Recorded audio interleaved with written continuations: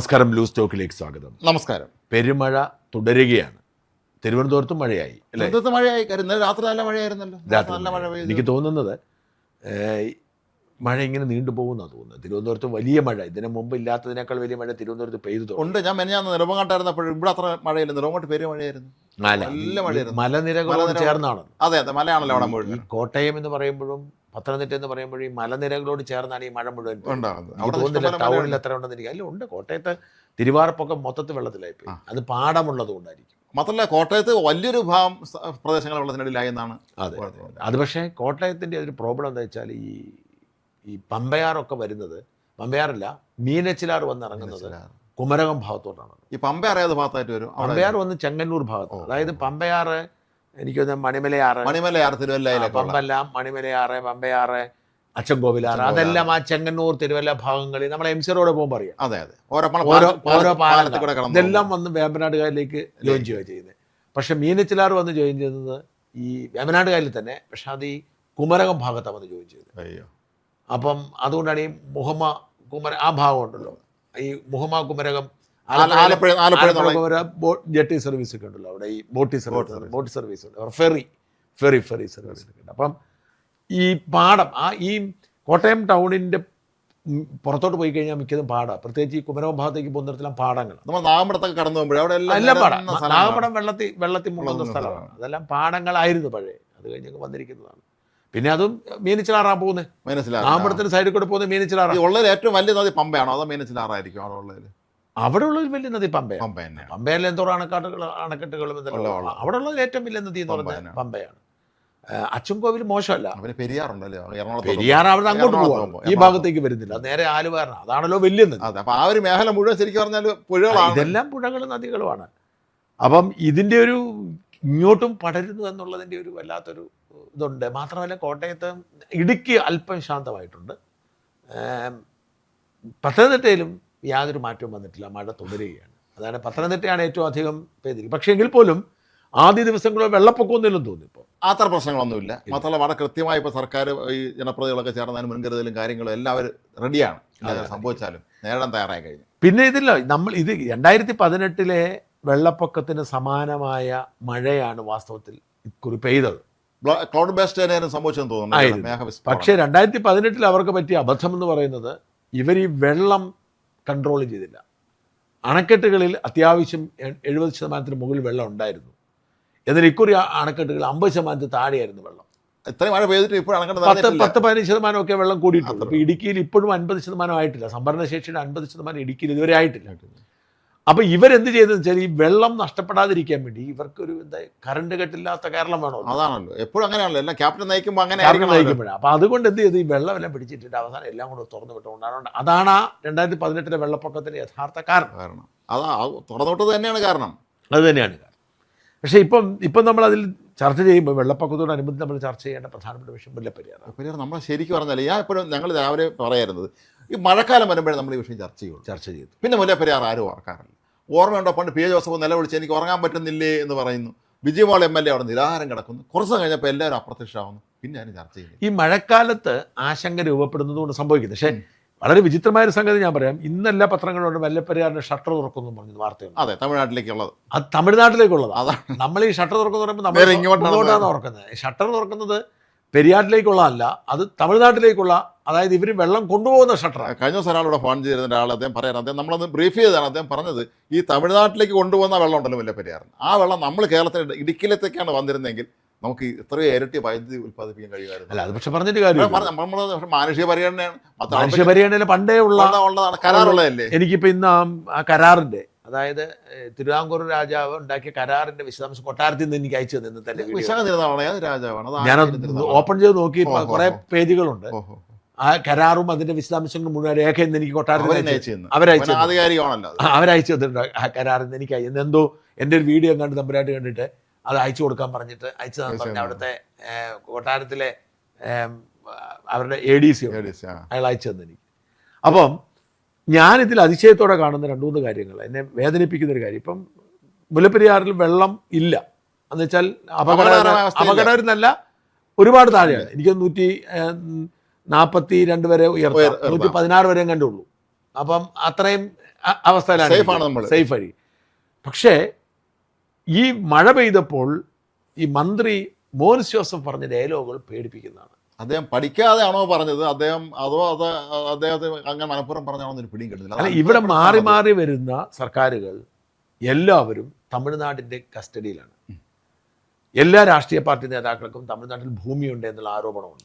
അന്ന് പിന്നെ സമരം നടത്തിക്കൊണ്ടുന്ന ആളുടെ ഒറ്റയടി സമരം പിൻവലിക്കാൻ കാരണം അന്ന് ജയലളിതായിരുന്നു മുഖ്യമന്ത്രി. ഈ നേതാക്കന്മാരുടെ സ്വത്ത് വിവരം വെളിപ്പെടുത്തും, പരസ്യം വെളിപ്പെടുത്തുമെന്ന് അവർ ഭീഷണിപ്പെടുത്തുന്നതാണ് പറയുന്നത്.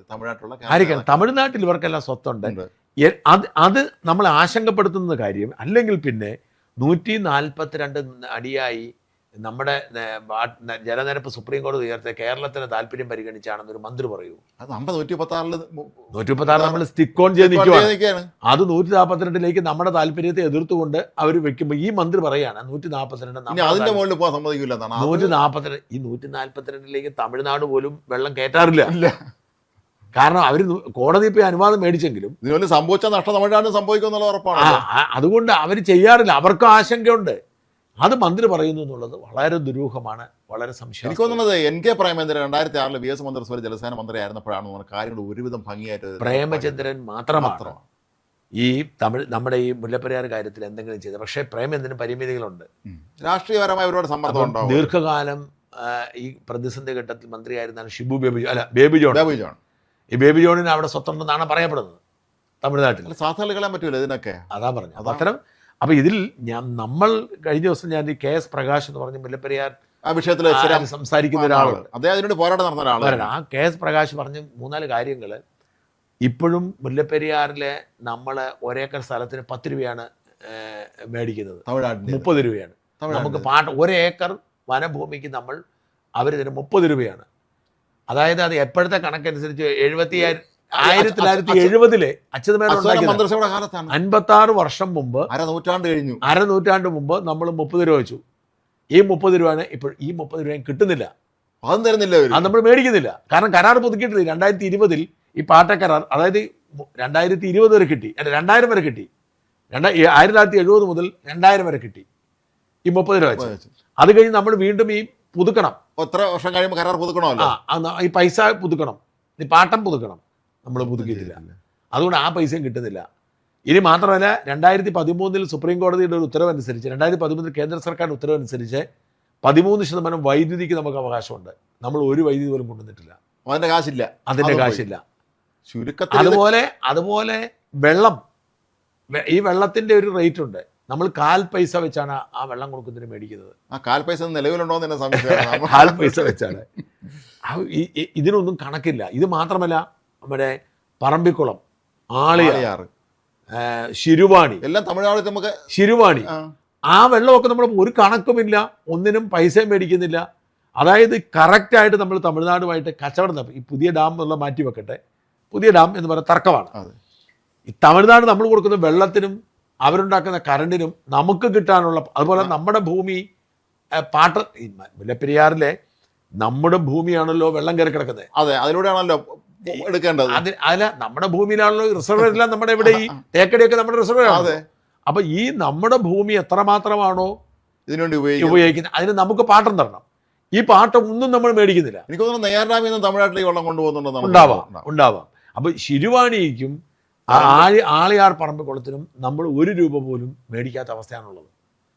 അപ്പം നമുക്ക് അയാളുടെ കണക്കനുസരിച്ച് 1 ലക്ഷം കോടി രൂപയെങ്കിലും കേരളത്തിന് തരാനുണ്ട്. തമിഴ്നാട് ഇതെല്ലാം കൃത്യമായി കണക്കെടുത്ത് പരിശോധിച്ചു കഴിഞ്ഞാൽ ഈ കഴിഞ്ഞ ഇത്രയും കാലം നമുക്ക് 1 ലക്ഷം കോടിയെങ്കിലും കിട്ടാൻ കിടപ്പുണ്ട്. ഇതിൽ പോലും നമുക്ക് താല്പര്യം. ഇത് നമ്മൾ നേരത്തെ പറഞ്ഞതുപോലെ സംശയാസ്പദമാണ് ഇതിന്റെ കാര്യം, എല്ലാം സംശയാസ്പദം. മാത്രമല്ല അവിടെ ചില ഉദ്യോഗസ്ഥന്മാർ, മലയാളികളായ ചില ഉദ്യോഗസ്ഥന്മാർ, അവർ കേരളത്തിലെ കാര്യങ്ങൾ നോക്കാൻ വേണ്ടി ഡെപ്യൂട്ടി ചെയ്തിട്ടുണ്ടെന്ന് പണ്ട് ആരോപണം വന്നിട്ടുണ്ടായിരുന്നു. അല്ല, ഇപ്പം നോക്കൂ, ശിവരാജൻ എന്ന് പറയുന്ന ഒരാളുടെ അവസ്ഥ കണ്ടോ? ഈ ശിവരാജൻ എന്ന് പറയുന്നത് കേന്ദ്ര ജലവിഭവ ശേഷി കമ്മീഷൻ ഉദ്യോഗസ്ഥനായിരുന്നു, എഞ്ചിനീയറാണ്. ഇദ്ദേഹത്തെയാണ് കേരളത്തിന്റെ പ്രതിനിധിയായി ഡാം സേഫ്റ്റിയിലേക്ക് വെക്കുന്നത്. അപ്പം എന്തിനാണ്? നമ്മുടെ വിഷയം എന്താണ്? സേഫ്റ്റിയാണ്. അവരുടെ വിഷയം എന്താണ്? വെള്ളമാണ്. നമ്മൾ പറയുന്നത് 131 വർഷം പഴക്കമുള്ള ഈ അണക്കെട്ട് ഇതേപടി നിലനിന്നാൽ ഇത് തകർന്നു വീണാൽ ഇതിലെ വെള്ളം മുഴുവൻ കുതിച്ച് പെരിയാറിലേക്ക് പോയി ഇടുക്കി ഡാമിൽ ചെന്ന് വീഴും. ഇടുക്കി ഡാം പൊട്ടിയാൽ ഈ ഇടുക്കി ഡാമിലേക്ക് പോകുന്ന വഴിയിൽ ഇതിൻ്റെ എപ്പോഴും ശാസ്ത്രം മനസ്സിലാക്കണം. ഈ ലക്ഷക്കണക്കിന് ആൾ മരിക്കുമെന്ന് പറഞ്ഞാൽ ഇടുക്കി പൊട്ടുമ്പോഴാണ്. അല്ലെങ്കിൽ പോലും ഈ ചപ്പാത്തും വണ്ടിപ്പെരിയാറും വള്ളക്കടവും അടക്കമുള്ള പ്രദേശങ്ങളുണ്ട്.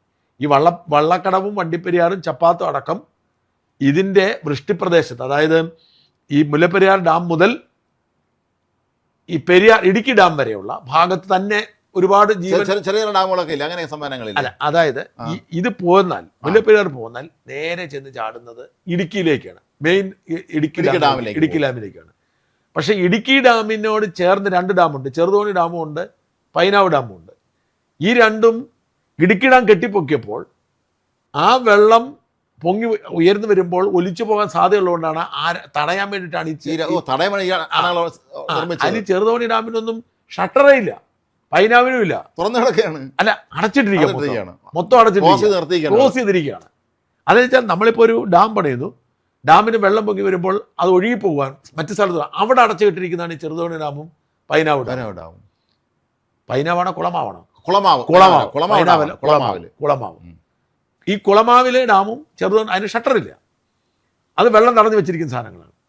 ഇവിടെയാണ് ഇടുക്കി ഡാമിനാണ് ഈ ഷട്ടർ മുഴുവൻ ഉള്ളതും നമ്മുടെ ചരിത്ര സംഭവം. ഈ ഇടുക്കി ഡാമിലേക്ക് മുല്ലപ്പെരിയാറിലെ വെള്ളം വന്ന് കുതിച്ചു പായാൽ ഇടുക്കി ആർച്ച് ഡാമിന് എന്തെങ്കിലും സംഭവിക്കുമോ എന്ന് ഒന്നാമത്തേത്. 2, വേണ്ട, കുളമാവ് ഡാം പോകുന്നത്, കുളമാവ് ഡാമിന് ബേസ് ഇല്ലെന്നാണ് പറയുന്നത്. ഈ കുളമാവ് ഡാം അല്ലെങ്കിൽ തന്നെ സേഫ് അല്ലെന്നാണ് പറയുന്നത്. അപ്പോൾ അങ്ങനെ വന്നാൽ ഇതിവിടെ നിന്ന് പിന്നെ അങ്ങോട്ട് പോയാൽ അവിടെ നിന്ന് അങ്ങോട്ട് ആലുവ, അവിടെ ചെന്ന് അങ്ങോട്ടോ ഇങ്ങോട്ടോ തിരിഞ്ഞൊഴുക, ആലുവ, എറണാകുളം ഒക്കെ വെള്ളത്തിലടിക്കാം. ഈ 70കളുടെ പകുതി വെച്ച് ഗുജറാത്തിൽ മോർബി എന്ന് പറഞ്ഞൊരു ഡാമിന്റെ പൊട്ടി വലിയ ദുരന്തം ഉണ്ടായിരുന്നു. മോർബി 1000 ആണെന്ന് കൊല്ലപ്പെട്ടത്. ഇത് ഭീകരമായിരുന്നത്. ഇത് ഞാൻ പറയുന്നത് ഈ നമ്മുടെ ഒരു പ്രശ്നം എന്താ വെച്ചാൽ, ഈ അണക്കെട്ട് എന്ന് പറയുന്നത് വലിയൊരു വലിയ വിഭവമാണ്. ഈ അണക്കെട്ട് വൈദ്യുതി ഉണ്ടാക്കുന്നുണ്ട്, വെള്ളം ഉണ്ടാക്കുന്നുണ്ട്, എല്ലാം നൽകുന്നത് കാരണം ഇതില്ലാതെ ചിന്തിക്കാൻ ആർക്കും പറ്റില്ല. അപ്പം ഇതിൻ്റെ ഗുണഭോക്താക്കൾ തമിഴ്നാട്ടിലും ഇതിന് ദുരിതം അനുഭവിക്കുന്നത്, പിന്നെ അത് തകർന്നു വീഴുന്നത് വരെ അവർ സംരക്ഷിക്കും. അവരെ സംബന്ധിച്ചിടത്തോളം അവർക്ക് വെള്ളം വേണം, അവർക്കൊന്നും സംഭവിക്കില്ല, ഇങ്ങോട്ടാണ് വരുന്നത്. അപ്പോൾ ഇത് ന്യൂയോർക്ക് ടൈംസിൻ്റെ, ഞാനിപ്പോഴും ആ വാർത്ത വീഡിയോ ചെയ്തിരുന്നത്, ന്യൂയോർക്ക് ടൈംസ് വളരെ കൃത്യമായി ലോകത്തെ ഈ എനിക്ക് തോന്നുന്നത് ചൈനയിലല്ലാതെ ഈ അടുത്ത കാലത്ത് മറ്റു ചില ഇടയ്ക്കിടയ്ക്ക് ലോകത്ത് പലയിടങ്ങളിലും ഡാമുകൾ പൊട്ടുന്നുണ്ട്. പഴയ ഡാമുകൾ ലോകത്ത് എല്ലായിടത്തും ഉണ്ട്. ഈ ഡാമുകളൊന്നും ഇത് ഡീകമ്മീഷൻ ചെയ്യത്തില്ല. ഡീകമ്മീഷൻ ചെയ്യണമെന്ന് നിയമമെങ്കിലും ആരും ഡീകമ്മീഷൻ ചെയ്യത്തില്ല. ചൈനയിലാണ് പണ്ട് ഒരു വലിയ പിന്നെ പല രാജ്യങ്ങളിലും ഈ അപകടം. അപ്പം ഇതിൻ്റെ പശ്ചാത്തലത്തിൽ ന്യൂയോർക്ക് ടൈംസ് ലോകത്തെ അപകടം പിടിച്ച അണക്കെട്ടുകളുടെ ഒരു ഫീച്ചർ ചെയ്തപ്പോൾ 1ാം സ്ഥാനം കൊടുത്തിരിക്കുന്നത് മുല്ലപ്പെരിയാറാണ്. 1ാം സ്ഥാനം. സുർക്കി അങ്ങനെ പണ്ടത്തെ എന്തൊക്കെ സിമെന്റ് ഇല്ലല്ലോ, സിമെന്റ് ഇല്ല, അതുകൊണ്ടാണ് നിൽക്കുന്നത്. ഇപ്പോഴാണല്ലോ സ്ട്രിക്റ്റ് ആവുന്നത്. ഒരു 30 വർഷം മുമ്പ് ഇത്ര വലിയ സ്ട്രിക്റ്റിൽ ഞാൻ പോയിട്ടുണ്ട്. ഞാൻ ദീപിക വർക്ക് ചെയ്യുന്ന സമയത്ത് അവിടെ നമ്മൾ ഈ ബോട്ടിന് നമ്മളിതിൻ്റെ അകത്തോടെ പോകും. ഇന്നിപ്പോൾ അവിടെ നിന്ന് ആരും കേട്ടത് തമിഴ്നാടിനെ കണ്ടുള്ള ഈ ബോട്ടിനകത്തോടെ പോയിട്ട് ഈ ചില ആളുകൾ മുങ്ങൽ വിദഗ്ധന്മാരുണ്ട് നമുക്ക് അവിടെ, അവർ മുങ്ങിയിട്ട് നമുക്ക് കാണിച്ചു തരും, അതിൻ്റെ അകത്ത് എടുത്തോണ്ടൊക്കെ തരും. ഇങ്ങനെ പൊളിഞ്ഞിരിക്കുന്ന സാധനത്തെ എടുത്തോണ്ട് വരും. ഇത് വെള്ളം ഇങ്ങനെ മണലും ചള്ളും. എനിക്ക് തോന്നുന്നത് ഈ ചെളി കൂടി കിടന്നിട്ട് അടഞ്ഞിരിക്കുന്നതാന്ന് തോന്നുന്നു.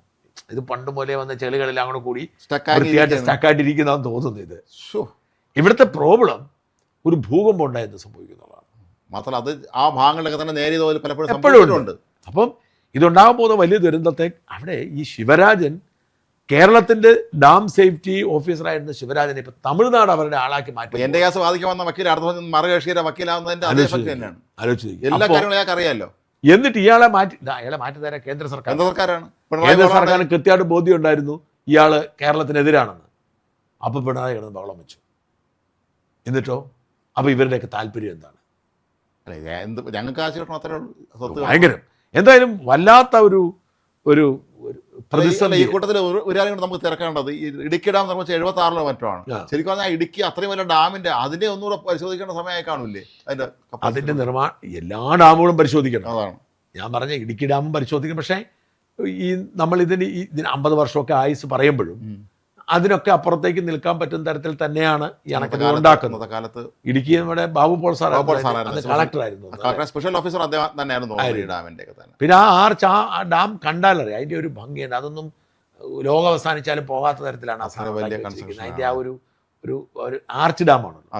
ആ ഒരു പ്രത്യേകതരം സാധനം വെച്ചാൽ ലോകത്ത് അപൂർവം ആർത്തഡാമുകൾ ഒന്നാണെന്ന് പറയുന്നത്. അല്ല മാത്രം എനിക്ക് ഇപ്പോഴും മനസ്സിലാവാത്തൊരു കാര്യം, ഈ അച്യുതാനന്ദ മന്ത്രിസഭയാണ് ഇതിൻ്റെ കരാർ ഇത്രയും വർഷം നീട്ടിക്കൊടുത്തതെന്നുള്ളതാണ്. അദ്ദേഹത്തെ പോലെ ദീർഘവീക്ഷണമുള്ള വളരെ സത്യസന്ധനായ ഒരു മനുഷ്യൻ എന്തുകൊണ്ട് ഇത്രയും നീട്ടിക്കൊടുത്തു? അല്ല, അത് ഈ ഇവർ എത്ര വർഷം 1000 വർഷം 999 ഇത് തന്നെ 99 എന്നുള്ളത് ഒന്നുകൂടി ഇട്ടത് കൊടുത്താന്നും പറയുന്നുണ്ട്.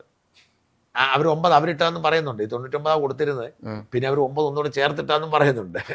എന്താണെങ്കിലും 99 പോലും കുറച്ച് കടന്നായിയാണ്. 999 എന്ന് പറഞ്ഞാൽ ലോകത്ത് ആരും അങ്ങനെ ഒരു വ്യവസ്ഥ ഉണ്ടാക്കുമെന്ന് എനിക്ക് പ്രഷർ. ഇതിന്റെ പ്രോബ്ലം എന്ന് വെച്ചാൽ എന്തെങ്കിലും പ്രഷർ വന്നു. അന്ന് മുന്നണി സംവിധാനമാണ് ഉള്ളത്. തമിഴ്നാടിന് വെള്ളം വേണം എന്നുള്ളത് ന്യായമായ കാര്യമാണ്. അത് നമ്മൾ ഗ്യാരണ്ടി കൊടുക്കണം. ഇപ്പോഴും ഞാൻ പറയുന്നത്, എനിക്കറിയത്തിലേക്ക് പുതിയ ഡാം പണിയാൻ കേരളം പറയുമ്പോൾ തമിഴ്നാട് എതിർക്കുന്നത് ഈ കേരളത്തെ വിശ്വാസമില്ലാത്തതുകൊണ്ടാണ്. യഥാർത്ഥത്തിൽ കേരളത്തെ വിശ്വാസം ഉണ്ടാക്കുന്ന എന്തെങ്കിലും ഒരു ഉറപ്പ് കൊടുത്ത് കേന്ദ്രം ഇടപെട്ട്, അതാണെന്നല്ലോ പ്രധാനമന്ത്രി പോലെ ഇടപെട്ട് കരാറുണ്ടാക്കി ഉറപ്പായിട്ടും കേരളത്തിന് കൊടുക്കും, തമിഴ്നാട് കൊടുക്കും എന്നൊക്കെ വരുത്തി വെച്ച് ചെയ്തില്ലെങ്കിൽ വലിയ അപകടം ഉണ്ടാവും. വലിയ അപകടം. ഇപ്പം എൻ്റെയൊക്കെ നാടൊക്കെ സേഫാണ്, കാരണം പമ്പയാറിൽ അങ്ങോട്ട് വരത്തില്ല.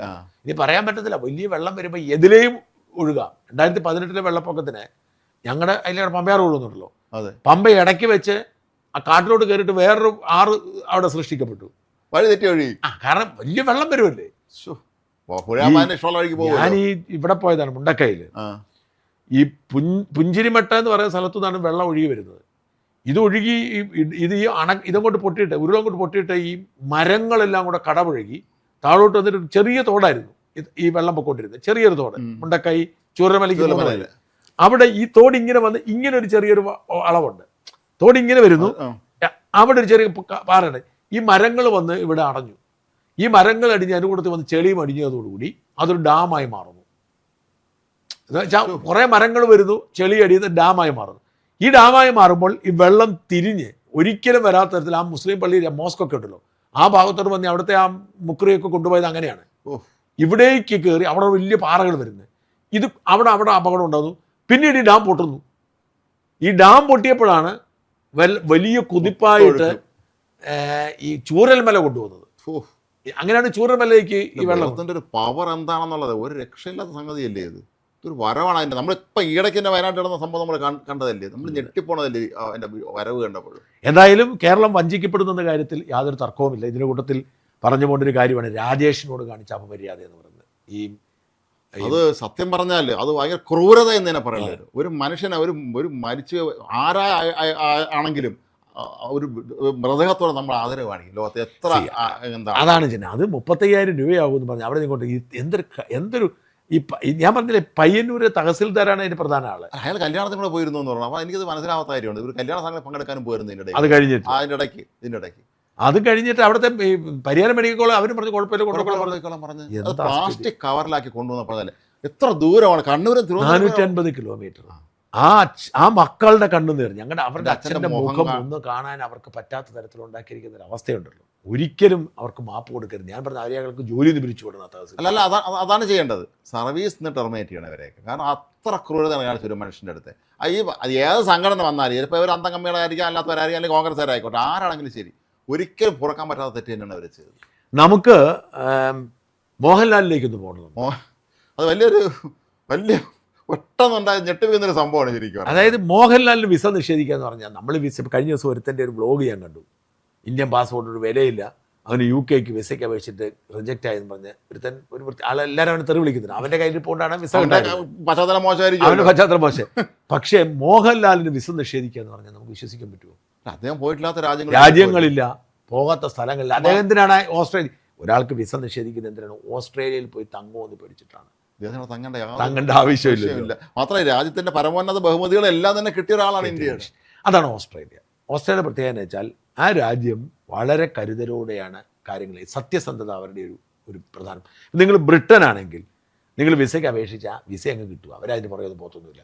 വിസ കിട്ടിയാൽ കിട്ടിയതാ, പിന്നെ അതിൻ്റെ പുറകെ. ഓസ്ട്രേലിയ അങ്ങനൊന്നുമല്ല. വിസ കിട്ടിക്കഴിഞ്ഞാലും ഈ വിസ ക്യാൻസൽ ചെയ്യുകയും ചെയ്യും അവസാന നിമിഷം. അതായത് അവിടെ ഈ വിസയ്ക്ക് അപേക്ഷിക്കുമ്പോൾ ഒരു ഫോമുണ്ട്. ആ ഫോമിൽ പറഞ്ഞിരിക്കുന്ന എല്ലാം 100% സത്യമായിരിക്കണം. വെരിഫൈ ചെയ്യും. ഇവിടെ എന്താ സംഭവിക്കുന്നത് വെച്ചാൽ, ഞാൻ മനസ്സിലാക്കുന്നത്, ഇവിടെ ഔദ്യോഗിക ഓർഡർ വന്നിട്ടില്ല. മോഹൻലാൽ ഇതൊരു നേരമുണ്ടോ? ആ വിസയ്ക്ക് മോഹൻലാലിൻ്റെ പാസ്പോർട്ട് മേടിക്കുന്നു, വിസയ്ക്ക് അപേക്ഷിക്കുന്നു. ഈ അപേക്ഷ ഫില്ല് ചെയ്യുന്നത് ഏതെങ്കിലും ഏജൻസി ആയിരിക്കും, വിസയ്ക്ക് അപേക്ഷിക്കുന്ന ഏജൻസി ആയിരിക്കും. അതിൻ്റെ അകത്ത് ഏറ്റവും പ്രധാനപ്പെട്ട ഒരു ചോദ്യം, എന്തെങ്കിലും ക്രിമിനൽ കുറ്റം നിങ്ങളുടെ മേൽ ചുമത്തിയിട്ടുണ്ടോ? ഇങ്ങനെ ചുമത്തിയിരിക്കുന്ന ഏതെങ്കിലും കേസിൽ നിങ്ങളെ ശിക്ഷിച്ചിട്ടുണ്ടോ? 2 ചോദ്യമുണ്ട്. ക്രിമിനൽ കുറ്റം ഉണ്ടെങ്കിൽ ഉണ്ടെന്ന് എഴുതണം, എന്നിട്ട് ശിക്ഷിച്ചിട്ടില്ലെങ്കിൽ ഇല്ല എന്ന് പറഞ്ഞാൽ മതി. ശിക്ഷിച്ചില്ലെങ്കിൽ കുഴപ്പമില്ല. ക്രിമിനൽ കുറ്റം ഉണ്ടെങ്കിൽ കുഴപ്പമില്ല. പക്ഷേ ഏത് കേസാണ് ഉണ്ടെന്ന് പറയണം, കേസ് ഏതാന്ന് പറയണം. എന്നെ ചെയ്യുന്നത് വെച്ചാൽ ഇവരെല്ലാം പൊതുവെ വിസ അപേക്ഷിക്കാൻ നേരത്തെ ഇല്ല എന്ന് വെക്കും.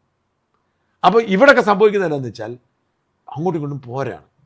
ഈ മലയാളികൾ പോരാണ്. അപ്പോൾ ഇപ്പം മോഹൻലാൽ അവിടെ വരാൻ തീരുമാനിക്കുന്നു. മോഹൻലാലിനെ കൊണ്ടുവരാൻ തീരുമാനിച്ച് നേതൃത്വം കൊടുക്കുന്ന ആളുകളോട് പിണക്കമുള്ള ആൾ വേറെ ഒരു ഗ്രൂപ്പ്. ഒരാളോട് വിളിച്ചു വെച്ചാൽ എൻ്റെ പാസ് കിട്ടുമെന്ന് നമ്മുടെ അടുത്ത് ചോദിച്ചു. മോഹൻലാലിൻ്റെ പരിപാടി പാസ് കിട്ടാൻ വല്ല മാർഗം ഉണ്ടെന്ന് ഇവിടെ വിളിച്ചു വെച്ച ഒരാൾ ഓസ്ട്രേലിയയിൽ. അല്ല, അത് കിട്ടുമല്ലോ. ഞാൻ പറഞ്ഞു അവിടെ ബന്ധപ്പെട്ടാൽ മതി, നമ്മളെ സംവിധാനം ഇല്ലാന്ന് പറഞ്ഞു. ഒരു അതിൻ്റെ കാരണം എന്താണെന്നറിയോ? ഈ കായൽ എന്ന് പറയുന്ന റെസ്റ്റോറൻ്റാണ് മോഹൻലാലിനെ അവിടെ കൊണ്ടുവരുന്നത് എന്നാണ് വാർത്തകൾ വരുന്നത്. ഈ കായൽ റെസ്റ്റോറൻറ്റ് ഇംഗ്ലണ്ടിലുള്ളതാണ്. ഇംഗ്ലണ്ടിലുള്ള കായൽ റെസ്റ്റോറൻറ്റ് നമ്മളും തമ്മിൽ നല്ല ബന്ധം, ആളുകൾക്കൊക്കെ അറിയാം. മലയാളികൾ തന്നെയാണല്ലേ? മലയാളികളാണ്. അത് കായൽ എന്ന് പറയുന്ന റെസ്റ്റോറൻറ്റ് ഇംഗ്ലണ്ടിൽ പണ്ട് തുടങ്ങിയതാണ്. അപ്പം അവർക്ക് പല റെസ്റ്റോറൻറ്റ് അവിടെ ഉണ്ട്. സായിപ്പുമാർക്കൊക്കെ ഈ ഇന്ത്യൻ ഫുഡ് നല്ല, അവിടെ കേരളത്തിൻ്റെ ഭക്ഷണവും കേരളത്തിൻ്റെ കഥകളിയും കേരളത്തിൻ്റെ പാട്ടും ഒക്കെ വെച്ച് നല്ല അവിടുത്തെ സായിപ്പുമാർക്ക് ഇഷ്ടമുള്ള വലിയതായിട്ട് പോകുന്നതാണ്. ജയ്മോൻ എന്ന് പറഞ്ഞൊരു പയ്യനാണ് ഈ കായൽ നടത്തുന്നത്. അവൻ ഒരു ഷെഫായിരുന്നു, ഷിപ്പിലെ ഷെഫായിരുന്നു. തിരിച്ചു വന്നിട്ട് അവന് സ്വന്തമായിട്ട് തുടങ്ങി. അവനിപ്പോൾ ഇംഗ്ലണ്ടിൽ ലെസ്റ്ററിലെ, നോട്ടിംഗ്ഹാമിലെ പല സ്ഥലങ്ങളിലും അവന് റെസ്റ്റോറൻ്റ് ഉണ്ട്. ഇവിടെ ഉണ്ടായിരുന്ന ഒരുത്തൻ ഓസ്ട്രേലിയയിൽ പോയിട്ട് കായൽ എന്ന പേരിൽ അതേ ലോഗോ ഉപയോഗിച്ച് അതേ പേരിട്ട് അവിടെ അതേ ലോഗോ ഇട്ട് സാധനം ചെയ്തു. ഈ കായൽ എന്ന് പറയുന്ന റെസ്റ്റോറൻറ്റ് ഗ്രൂപ്പിന് അവരവിടെ ട്രേഡ് മാർക്ക് എടുത്തിട്ടിരുന്നതാണ്. എവിടെ? ഓസ്ട്രേലിയ. എൻ്റെ ഈ കായലുകാരൻ, ഈ ജോയ്മോൻ്റെ കായലുകാരനും ഈ ഓസ്ട്രേലിയ കായലുകാരൻ തമ്മിൽ ഇപ്പം വർഷങ്ങളായിട്ട് ഓസ്ട്രേലിയയിൽ കേസ് നടക്കുകയാണ്. ആ കായലുകാരനാണ് ഇപ്പം ഈ മോഹൻലാലിനെ കൊണ്ടുപോയതും ഇപ്പം പണി വാങ്ങി ഓസ്ട്രേലിയയിൽ കായൽ നടത്തുന്ന അവനാണ് കൊണ്ടുപോയത്. ഈ കായലിന് ബന്ധമില്ല. അപ്പം ആ കായലാണെന്ന് ഓർത്താണ് ആളുകൾ നമ്മളോട് ചോദിക്കുന്നത്. അതാണ് ചോദിക്കുന്നത്. പക്ഷേ ഇതാരോ പാര വെച്ചതാണ്. പാര വെച്ച് മോഹൻലാലിൻ്റെ നഷ്ടമാണ് വലിയ നഷ്ടം. കാരണം ഞാൻ മനസ്സിലാക്കുന്നത് വെച്ചാൽ മോഹൻലാൽ 1.5 കോടി 2 കോടി രൂപയാണ് ഒരു സ്റ്റേജിന് മോഹൻലാലിൻ്റെ മാത്രം ചാർജ്. അപ്പം ഇവരെന്താ ചെയ്യുന്നത് വെച്ചാൽ ഈ മോഹൻലാലുമായിട്ട് ഫോട്ടോ എടുക്കുന്നത് പോലും ഇവർ മാർക്കറ്റ് ചെയ്യും. അവിടെ $20,000 മേടിച്ചിട്ടാണ് അവർ മോഹൻലാലുമായിട്ട് ഫോട്ടോ എടുക്കുന്നത്, വിൽക്കുന്നത്. അതൊക്കെ തയ്യാറായി ഇത്ര മലയാളി കാണും അവിടെ. അങ്ങനെ കാശും കൊടുത്തിട്ട് നിൽക്കുമല്ലേ എല്ലാവരും. ഭയങ്കര പൈസ കൊടുത്താണ് ടിക്കറ്റ് എടുത്തിരിക്കുന്നത്. ഇങ്ങനെ നിരവധി ആളുകൾ കാശ് കൊടുത്തിട്ട് പലരും ഹോട്ടലെടുത്ത് അവിടെ താമസിക്കണം മോഹൻലാലിൻ്റെ ഷോ കാണാൻ. അപ്പോഴാണ് ഇന്നലെ വരെ അവർ ശ്രമിച്ചു, പക്ഷേ ഇന്നലെ വിസ കിട്ടിയില്ല. ഇനി വിസ കിട്ടാതിരുന്നാണ് മോഹൻലാൽ പറഞ്ഞിരിക്കുന്നത്. റദ്ദി എന്ന് പറഞ്ഞിട്ടില്ല. എന്തായാലും മലയാളികൾ തമ്മിലുള്ള ഒരു പോരിൻ്റെ ഭാഗമായിട്ടാണ് ഈ മോഹൻലാലിൻ്റെ. ഇപ്പം ഞാൻ മോഹൻലാൽ പണ്ട് UK വന്നിരുന്നു ഒരുപാട് കാലം മുമ്പ്, ഒരു 10-16 വർഷം മുമ്പാണ്. അന്ന് മുമ്പിൽ VIP പാസിൽ ഞാനുണ്ട്. അന്നൊരു സംഭവം ഉണ്ടായി. മോഹൻലാൽ പാട്ട് പാടിക്കൊണ്ടിരിക്കുന്നു. പാട്ട് പാടുന്ന ഒരുത്തൻ കള്ളു കുടിച്ചിട്ട് നേരെ സ്റ്റേജിലോട്ട് കയറി, ചാടി കയറി. അപ്പം മോഹൻലാൽ പെട്ടെന്ന് ഈ പാടുന്നതിൻ്റെ ഇടയിൽ വന്നിട്ട് ഇവനെ അങ്ങ് തള്ളി. പക്ഷെ പാട്ട് തുടർന്നു. അപ്പോഴാണ് വലിയ വിവാദമാകുന്നത്. കാരണം ഈ പാട്ട് റെക്കോർഡ് പാട്ട് മോഹൻലാൽ ചുണ്ടനക്കുന്നതേ ഉള്ളൂ. പാട്ട് നേരത്തെ റെക്കോർഡ് ചെയ്തിട്ടിരിക്കുന്ന കാരണമാണ് പെട്ടെന്ന് ഈ പാടുന്നതിൻ്റെ ഇടയ്ക്ക് ഒരുത്തം വരുമ്പം മോഹൻലാൽ ഇങ്ങനെ വന്ന് അവനെ പിടിച്ചൊരു തള്ളങ്ങ് തള്ളുമ്പം മോഹൻലാലിന് പാട്ട് അത് വലിയ വാർത്തയും വിവാദമൊക്കെ ആ കാലത്തായിരുന്നു. അതായത് ഈ പാടുന്നൊന്നുമില്ല, ഇവരിവിടെ ചെന്നിട്ട് പുള്ളിയുടെ പാട്ട് ചുണ്ടനക്കുന്നുള്ളൂ, പാടൊക്കെ റെക്കോർഡ് ചെയ്തിട്ടിരിക്കുന്നതാണ്. അപ്പോൾ ആളുകൾ നോക്കുമ്പോൾ ഓക്കെ, നല്ല പാട്ടെന്ന് പറയുന്നത്. അത് വലിയ വിവാദമായിരുന്നത്. ലാലിസ് വന്ന് പറഞ്ഞ കളിയാക്കി തിരുവനന്തപുരത്ത് അടിക്ക് പങ്കെടുത്ത് പാടിയപ്പോൾ. എന്നാലും മോഹൻലാലിനെ സംബന്ധിച്ചിടത്തോളം ഇത് വലിയ അദ്ദേഹത്തിൻ്റെ ഒരു വിഷമം ഉണ്ടാക്കി. അതിൻ്റെ വീഡിയോ എനിക്ക് അറിയാം, അദ്ദേഹം കുറച്ച് വിഷമത്തിലാണത്. ഒരിക്കലും ജീവിതത്തിൽ അപ്രതീക്ഷിതം ഇങ്ങനെ സംഭവിക്കാന്ന് പറയുമ്പോഴേ. നമ്മുടെ പ്രധാനപ്പെട്ട വിഷയം മുല്ലപ്പെരിയാർ കഴിഞ്ഞ് നമ്മുടെ പ്രധാന വിഷയം എന്തായിരുന്നു? നമ്മൾ ആയങ്കിയുടെ വെല്ലുവിളി. യഥാർത്ഥത്തിൽ ഇപ്പം ഞാൻ സനൽകുമാർ ശശിധരൻ ഇപ്പം ആയങ്കിയെ സംവിധായകൻ ആയങ്കി മോനെ ഹീറോ ആടാന്ന് പറഞ്ഞ് എഴുതിയിട്ടുണ്ട്. എനിക്ക് ഇതിനോട് മതിപ്പ് തോന്നുന്നു എന്ന് പറഞ്ഞ് ആയങ്കി അതിനകത്ത് പോയി ലൈക്ക് ചെയ്തിട്ട് താങ്ക് യു പിടിച്ചിട്ടുണ്ട്. ആയങ്കി തന്നെ ആണോ, ആയങ്കിക്ക് വേണ്ടി വേറെ ആരെങ്കിലും ആണോ എനിക്കറിയില്ല എന്താ സംഭവിക്കുന്നത്. പക്ഷെ ഒരു കാര്യം ഞാൻ പറയാം, ഈ ആയങ്കിയെ ഒരാഴ്ച കൂടി പിടിക്കാൻ പറ്റിയില്ലെങ്കിൽ അയാളുടെ തെരഞ്ഞെടുപ്പ് മത്സരിച്ച് ജയിക്കും. അത്ര ഹീറോ ആയി മാറും പുള്ളി പെട്ടെന്ന്. നമ്മുടെ ഈ സോഷ്യൽ മീഡിയയുടെ യുഗത്തിൽ ഒരാൾക്ക് ഹീറോ ആകാനും സീറോ ആകാനും നിമിഷ നേരം മതി, അത്രേ ഉള്ളൂ. അപ്പോൾ ഇയാളുടെ തൻ്റെ ഇടം മനുഷ്യർക്കിടയിൽ വളരെ സംസ്ഥാന ആഭ്യന്തരമന്ത്രി വെല്ലുവിളി ആഭ്യന്തരമന്ത്രി വെല്ലുവിളിക്കുന്നു, എന്നെ പിടിക്കാൻ പറ്റി പിടിച്ചു. അതേസമയം ഇയാൾ അതിലൊക്കെ തൃശ്ശൂർ നടക്കുന്നു. ഇയാള് പിന്നെ അവിടെ വേറെ സ്ഥലത്ത് പോയിരുന്നിട്ട് ഭക്ഷണം എടപ്പാളിൽ ഭക്ഷണം കഴിക്കുന്നു. എടപ്പാളെന്ന് പറഞ്ഞാൽ സാമാന്യ തിരക്ക് വലിയൊരു പട്ടണമാണ്. വന്യങ്കര ടോളിലൂടെ പോകുന്നു. ഇതിന്റെ എല്ലാം വിഷ്വൽസ് ഉണ്ട്. ബഹളം വെക്കുമ്പോൾ പോലീസിന് പിടിക്കാൻ പറ്റുന്നില്ലെന്ന് പറഞ്ഞാൽ ഇയാൾ സോഷ്യൽ മീഡിയ ആക്റ്റീവാണ്. എന്താ സംഭവിക്കുന്നത് ഇവിടെ? അല്ല, ഇത് വളരെ വിചിത്രമായി തോന്നുന്നുണ്ട് കാര്യങ്ങൾ. ഞാൻ പക്ഷേ ആശങ്കയോടെ പറയുന്നൊരു സംഗതി, ഈ ആയങ്കിയെ കൈകാര്യം ചെയ്യാൻ പറ്റിയില്ലെങ്കിൽ പിന്നെ പോലീസിന് ഒന്നും ചെയ്യാൻ പറ്റത്തില്ല. കാരണം പോലീസിന് പുല്ലുവിലയായി മാറും. ഈ പോലീസ് ഫോഴ്സ് എന്ന് പറഞ്ഞ ചെറിയൊരു വിഭാഗമാണല്ലോ. അവരവരുടെ അധികാരവും അവരുടെ ഫോഴ്സും കൊണ്ടുമാണ് പിടിച്ചിരിക്കുന്നത്. അവിടെ എവിടെയെങ്കിലും ഒരു വീഴ്ച പറ്റും. പിണറായിയുടെ കാലത്ത് സംഭവിച്ചുകൊണ്ടെന്ന് വെച്ചാൽ പോലീസിന്റെ വരി അടച്ചിട്ടിരിക്കുകയായിരുന്നു. ആ സ്ഥിതിയിൽ നിന്ന് മാറ്റം ഉണ്ടായി പോലീസ് ചെയ്യാൻ വരുമ്പോൾ പോലും ഇങ്ങനെ കുറേ ആളുകൾ രംഗത്തിറങ്ങിയിട്ട് അവരെ പിടിക്കാൻ പറ്റുന്നില്ല. നാണക്കേടല്ലേ? ഇത്രയും ആധുനിക സാങ്കേതിക സംവിധാനങ്ങളെല്ലാം നമ്മുടെ കൈവശം ഉണ്ടായിരുന്നിട്ട് പോലും ഇയാൾ ഇങ്ങനെ ഓരോരുത്തരും പ്രത്യക്ഷപ്പെടുന്നു. ഞാൻ ഈ എടപ്പാൾ റെസ്റ്റോറൻറ്റ് കയറി ഭക്ഷണം കഴിച്ചു നമ്മൾ അത്ഭുതപ്പെടുന്ന കാര്യമാണ്. എടപ്പാൾ ഒരു സാമാന്യ വലിയ പട്ടണമാണ്. ഇയാളെ കണ്ട എല്ലാവർക്കും തിരിച്ചറിയുന്ന രൂപമാണ്. ഇനി ആർക്കറിയാം, ഇത് മാധ്യമങ്ങളുടെ കാര്യമല്ലേ. ഞാനത് മാറുന്നപ്പോൾ അവിടെ കണ്ടു ഇവിടെ കണ്ടു വാർത്തയില്ലായിരുന്നു. ഞാൻ എവിടാന്ന് എനിക്കറിയത്തുള്ളൂ, ലോകത്ത് ആർക്കും അറിയത്തില്ല. എന്നും ഞാൻ മാത്രം വായിക്കാൻ അവിടെ കണ്ടു മുണ്ടക്കയം ഭാഗത്തു നിന്ന് ഇരിപ്പുണ്ടെന്ന് പറഞ്ഞ് അൻവർ എനിക്ക് പറഞ്ഞിരുന്നത്. ഡൽഹിയിൽ വക്കീലിനെ കാണാൻ വേണ്ടിയിട്ട് പോകുന്ന കണ്ടു എന്ന് പറഞ്ഞു. കെ ഷാജഹാൻ അത് ഏറ്റുപിടിച്ച് കഴിഞ്ഞ ദിവസം എവിടെയോ പറഞ്ഞു, നാരായണനോട് പറഞ്ഞു, എന്നെ ശ്രീജിത്ത് സഹായിച്ചു, അജിത് കുമാർ സഹായിച്ചു, ഞാനിങ്ങനെ എന്താ ചെയ്യുന്നത്, ഞാൻ എവിടാന്ന് എനിക്ക് മാത്രമേ സങ്കല്പമാണല്ലോ, പിന്നെ അങ്ങ് അടിക്കുമല്ലോ. പക്ഷെ നമ്മളാരും ആ സമയത്ത് ഒരിക്കലും മൊബൈൽ ഫോൺ ഓൺ ആക്കിയോ സോഷ്യൽ മീഡിയ ഇടപെടുകയോ ചെയ്യത്തില്ലായിരുന്നു. സോഷ്യൽ മീഡിയ ഇടപെടുക എന്നൊക്കെ പറഞ്ഞു കഴിഞ്ഞാൽ അതൊരു പക്ഷെ അതിനൊരു ചങ്കൂറ്റമായി വ്യാഖ്യാനിക്കപ്പെടുന്നുണ്ട്. അല്ല, ഇപ്പൊ ഇന്നത്തെ കാലത്ത് അങ്ങനെയാണല്ലോ, മാസാണെന്ന് പറയുന്നത്. നിയമവിരുദ്ധമായ കാര്യങ്ങൾ ചെയ്യുന്നവന് മാസാണെന്ന് സമൂഹമാണ്. പക്ഷെ അവൻ ഒരു സിമ്പതി രണ്ട് കാര്യങ്ങൾക്ക് അവനുണ്ട്. ഒന്ന്, അവൻ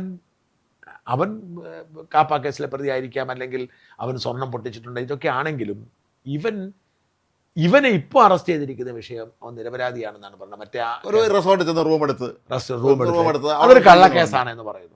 പക്ഷെ അവൻ പോലീസിനെ ഭീഷണിപ്പെടുത്തുന്നത് ഉചിതമാണോ എന്നുള്ള പ്രശ്നമുണ്ട്. അത്രേ ഉള്ളൂ. കാരണം നമ്മൾ നിയമം അനുസരിക്കണം. നമ്മളെല്ലാ കാര്യം നമ്മൾ നിയമം അനുസരിച്ചിട്ടില്ല. നമ്മുടെ മേലെ എല്ലാ കള്ളക്കേസുകളും എടുത്ത് ഇവിടെ റൈഡ് ചെയ്യാൻ വന്നു, നമ്മൾ ഓഫീസർ റൈഡ് ചെയ്യാൻ വന്നു, നമ്മൾ ഇരുന്ന് കൊടുത്തില്ല. എന്തെങ്കിലും കാര്യം തടയാൻ പോയാൽ ആരും തടഞ്ഞാൻ പോയിട്ടില്ല. എല്ലാം നമ്മൾ അനുസരിച്ചതേ ഉള്ളൂ. നിയമം അനുസരിച്ച് തന്നെ മുന്നോട്ട് പോകണം. ഇപ്പൊ ആയെങ്കിൽ ഇത്രയും ഹീറോയൊക്കെ ആയി ചമയുന്നുണ്ടെങ്കിൽ പോലും അയാൾ നിയമം അനുസരിക്കുക തന്നെ ചെയ്യണം. അയാളെ കീഴടങ്ങണം. അതിന് വക്കീലുണ്ടല്ലോ, കേസ് എടുത്തത് കോടതി പോലെ. പിന്നെ എന്ന് വെച്ചാൽ ഈ മറ്റേ ആ മോഹൻലാലിന്റെ കഥാപാത്രത്തെ പോലെയാണ്. ഒരിക്കൽ വന്ന് ഇറങ്ങിക്കഴിഞ്ഞാൽ പിന്നെ ഇവന് തലയൂരാൻ പറ്റത്തില്ല. പിന്നെ ഇവരുടെ രക്തത്തിലൊരു പകയുണ്ടല്ലോ. നമ്മൾ ക്ഷമിക്കാൻ പറ്റുന്ന ഒരു മാനസികാവസ്ഥയുള്ളവരല്ലല്ലോ ഇവരൊക്കെ. അതുകൊണ്ടാണല്ലോ ഇവരൊക്കെ ഇങ്ങനെ കടുകൈകൾ ചെയ്യുന്നതും സ്വർണം പൊട്ടിക്കുന്നതൊക്കെ ചെയ്യുന്നത്. നമ്മളൊക്കെ ചോര കണ്ട പേടിയുണ്ടോ? അവരെ കണ്ട അറപ്പ് മാറിയവരാണ് ശരിക്കും. അതാണ് പ്രശ്നം. അതുകൊണ്ട് പക്ഷേ ഇതൊരു പുലിവാലാണ്. യഥാർത്ഥത്തിൽ ഈ ആയങ്കയെ പിടിച്ചില്ലെങ്കിൽ രമേശ് ചെന്നിത്തല രാജിവെച്ചാൽ മതി. നാണക്കേടാണ്.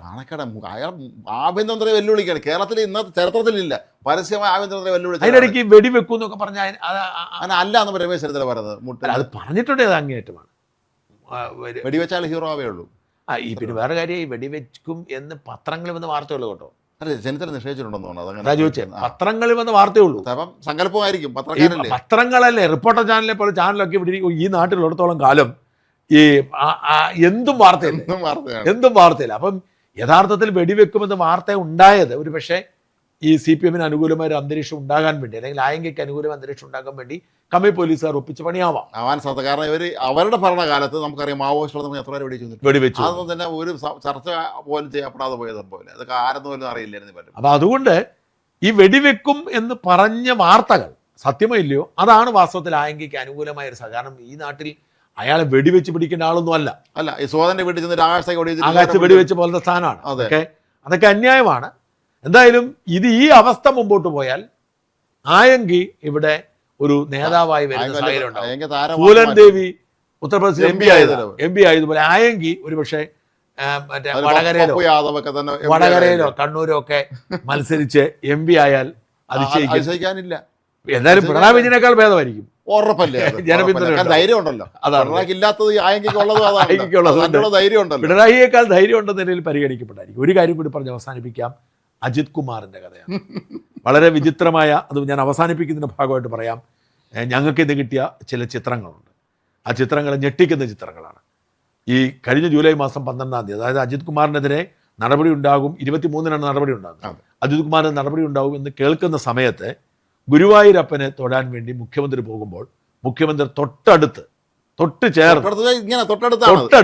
ഉടുപ്പൊന്നും ഇടാതെ അജിത് കുമാർ നിൽക്കുന്നൊരു ചിത്രം ഞങ്ങൾക്ക് കിട്ടി. ഞങ്ങളത് പ്രേക്ഷകരെ കാണിച്ചിരുന്നു. വാസ്തവത്തിൽ എന്തൊരു ഗതികെട്ട അവസ്ഥയാണെന്ന് ആലോചിക്കണം. അതായത് നമ്മളതേക്കുറിച്ച് അന്വേഷിച്ചു, മുഖ്യമന്ത്രി അറിഞ്ഞിട്ടില്ല. അവിടുത്തെ ഈ ലൈസൺ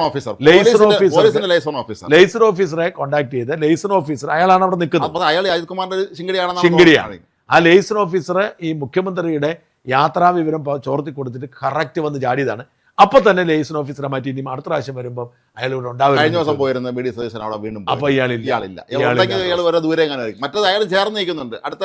എന്തായാലും അന്ന് പോയി ഗുരുവായൂരപ്പന്റെ മുമ്പിൽ വെച്ച് വി.ഡി. സതീശന് മുട്ടി നിന്ന് യാചിച്ചിട്ടും ഗുണമുണ്ടായില്ല. കാരണം അത്രമാത്രം ദ്രോഹം ഈ നിരപരാധികളെ മനുഷ്യനോട് ചെയ്ത ഒരു police officer M R Ajith Kumar. അതുകൊണ്ട് ആ എം ആർ അജിത് കുമാർ അനുഭവിക്കുക എന്നുള്ളത് ദൈവനിശ്ചയമാണ്. അയ്യപ്പനെ ചതിച്ചു, ഗുരുവായൂരപ്പനെ പറ്റിച്ചു, എത്രയോ നിരപരാധികളെ വേട്ടയാടി മനുഷ്യൻ അനുഭവിക്കുകയാണ്.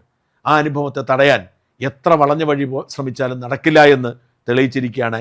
വി.ഡി. സതീശനോടൊപ്പം തൊഴുതിട്ടും പ്രയോജനമൊന്നുമില്ലാതെ പുറത്താക്കപ്പെട്ടു, അല്ലെങ്കിൽ സസ്പെൻഡ് ചെയ്യപ്പെട്ടു. ഇപ്പോഴും ഈ സസ്പെൻഷൻ കഴിഞ്ഞ് ഈ അഡ്മിനിസ്ട്രേറ്റീവ് ട്രിബ്യൂണലിൽ പോയിട്ട് ആ സസ്പെൻഷൻ സ്റ്റേ ചെയ്യാൻ കഴിഞ്ഞിട്ടില്ല എന്നുള്ള അവസ്ഥ. എന്തായാലും നീതി നിഷേധിച്ചുകൊണ്ട് അധികാരത്തിൻ്റെ കസർത്ത് നടത്തുന്ന ഓരോ മനുഷ്യരുടെയും ജീവിതാനുഭവം അത് രേഖപ്പെടുത്തപ്പെടും ചരിത്രത്തിൽ. നന്ദി, നമസ്കാരം.